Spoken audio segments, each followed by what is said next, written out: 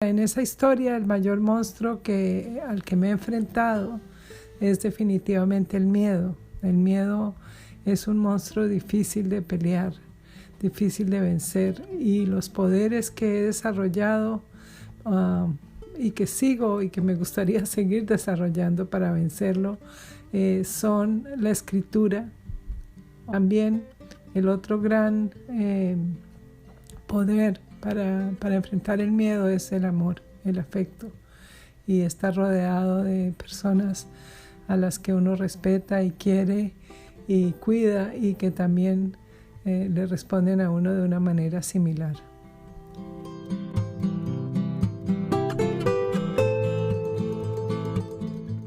¿Qué tal? ¿Cómo estás? Bienvenido, bienvenida a Abraza tu historia, autoconocimiento y creatividad a través de la escritura. La voz que acabas de escuchar es de Clara Eugenia Ronderos, escritora y profesora de lengua española y literatura, que desde hace años vive a caballo entre Colombia, el país en el que nació, y Estados Unidos. Clara nos va a contar una parte de su historia y, en concreto, nos va a explicar si su vida fuera un libro, de qué se trataría ese libro, en qué capítulo se encuentra ahora, cuáles han sido los monstruos a los que se ha enfrentado en su vida y qué poderes ha desarrollado para lidiar con esos monstruos.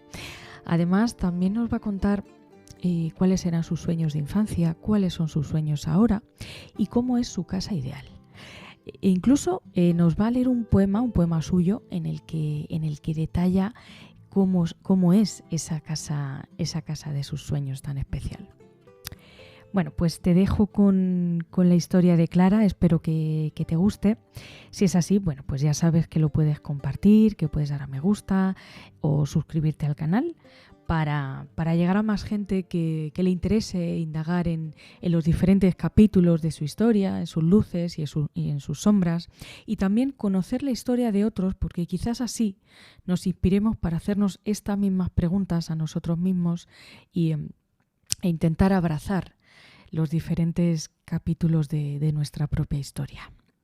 Bueno, pues te dejo con la historia de Clara, espero que te guste y nos vemos pronto. Un abrazo.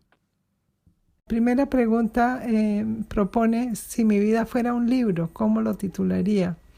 Y no pude imaginar mi vida como un libro. Me parece imposible esa metáfora para hablar de la forma como yo he vivido. Pues el libro indica un principio, un final, algo ya estructurado, y de lo que se sabe cómo va a terminar, cómo empezó. Entonces propongo mi vida como una trocha abierta a través de un bosque, de una selva, que voy haciendo día a día y de la cual no sé a dónde va a ir a parar o cuáles serán las curvas o obstáculos que se encontrarán por el camino. Cuando pienso cómo se llamaría el capítulo que estás protagonizando ahora, voy a hablar más bien de en qué parte de esa trocha o de ese camino me encuentro.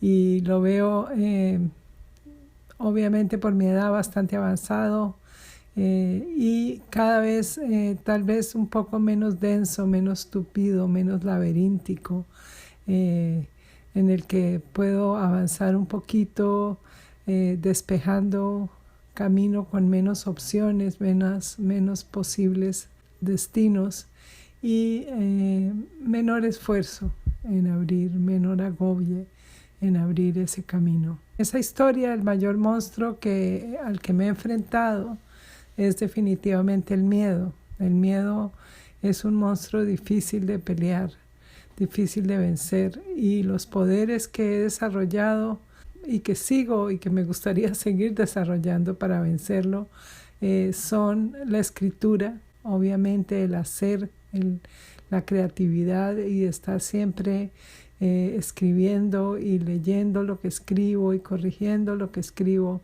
y comprendiendo a través de esa escritura quién soy y qué es lo que pienso y qué es lo que siento. El otro gran poder para enfrentar el miedo es el amor, el afecto, y estar rodeado de personas a las que uno respeta y quiere y cuida, y que también le responden a uno de una manera similar.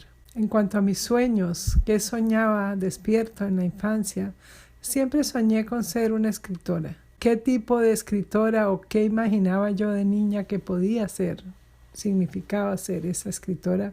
Obviamente eso ha cambiado mucho y no sé ya realmente cómo me lo imaginaba en esos años. Digamos que la mujer escritora que me he vuelto es en alguna forma una realización de ese sueño que tuve en la infancia. Ahora, en la actualidad, realmente ya no tengo grandes sueños.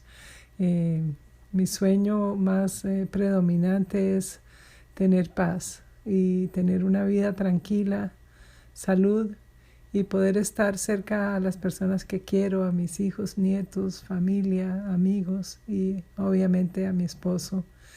Y también poder seguir escribiendo, poder seguir en mis facultades pensando, leyendo a otras personas que escriben, aprendiendo de ellos y escribiendo mis propias cosas.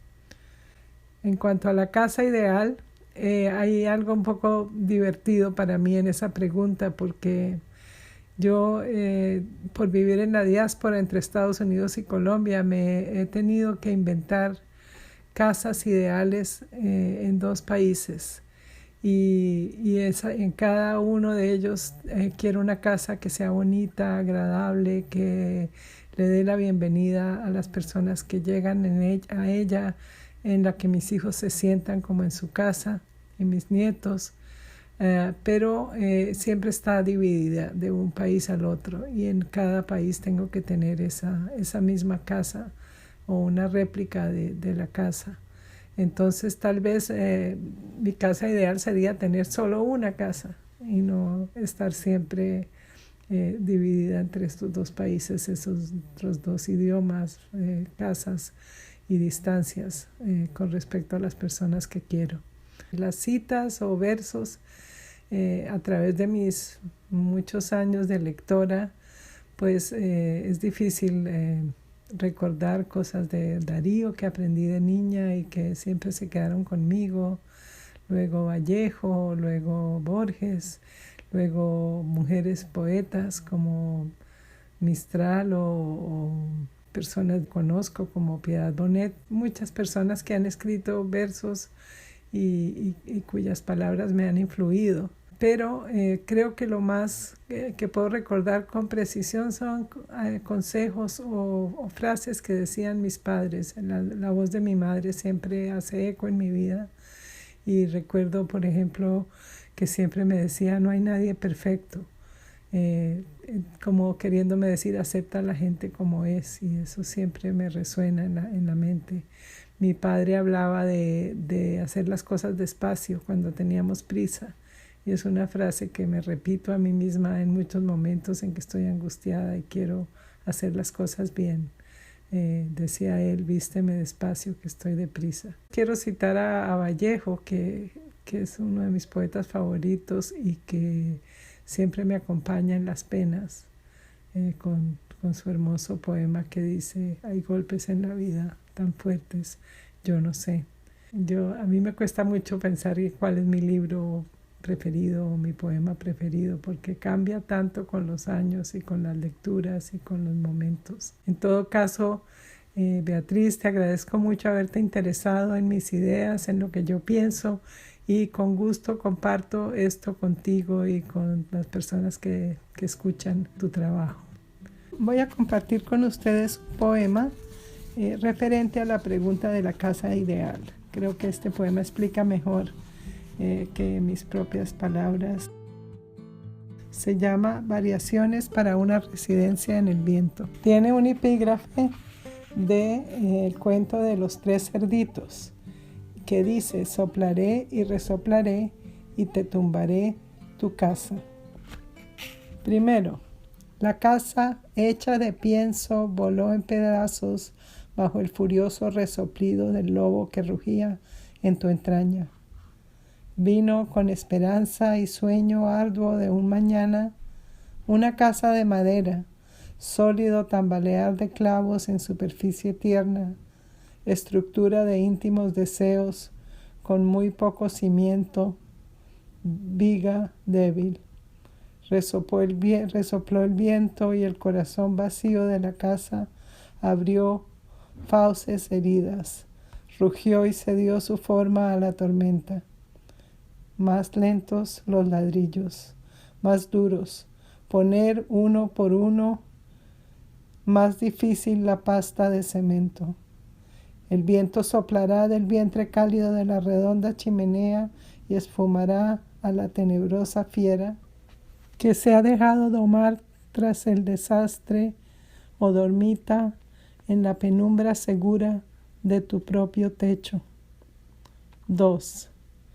Tenía mi casa y mi jardín, un árbol de sauco con flores como sombrillas blancas. Luego mi casa con 3 árboles, manzanos en la mitad de fruto venenoso. Borrosa se puso entonces mi casa, sus paredes desmoronadas al primer soplido o remesón. Fueron entonces casas sin árboles, o un árbol demasiado pequeño para subirse o pararse a la sombra de sus escasos capullos de rosa vieja. Multiplicadas, las casas se dividen. Sus techos y paredes son una mala broma para habitantes que huyen de tanta proliferación. Tenía una casa, la busco todavía, en sucesiones, suplementos, variaciones. Perdida está con sus oblillas blancas que echaban semillas oscuras y rojas, a soles ya apagados, a vientos que soplaron sin dejar de soplar y resoplar. Gracias.